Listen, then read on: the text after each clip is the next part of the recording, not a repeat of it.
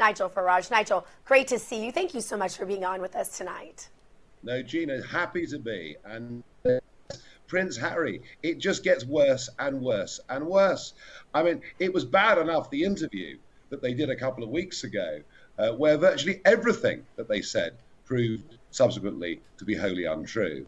And now, yes, you're right. The attack on the First Amendment, its very existence, is what's making the news. But Gina, please don't forget, he also, in that interview, criticised his father, criticised the Queen, and his late grandfather, Philip, who died just the other week, saying they were all terrible parents. And I just hope at some point Americans see through this couple, because when they left the UK, they said they couldn't stand the press scrutiny.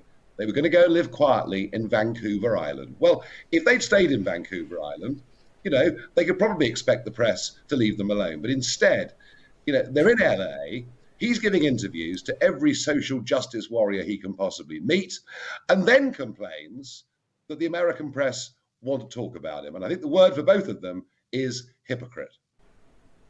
Yeah, it's interesting because it's sort of an unwritten thing that if you're going to move to another country, you generally speaking don't go there and criticize something as sort of personal and fundamental as their constitution. I've heard you speak all over this country. I've never heard you do anything except be extremely complimentary of the things that you like about America. And this is generally speaking what I've heard from other folks who've come from other countries. This is really sort of breaking an unwritten rule, isn't it? Where do you think this comes from in him to sort of feel, is this a generational thing, or is this a special thing that has to do with being royal? Where do you think this psychology comes from? Well, you're right. I mean, generally when you stay in somebody else's house, you kind of accept their rules, and you're generally Great analogy.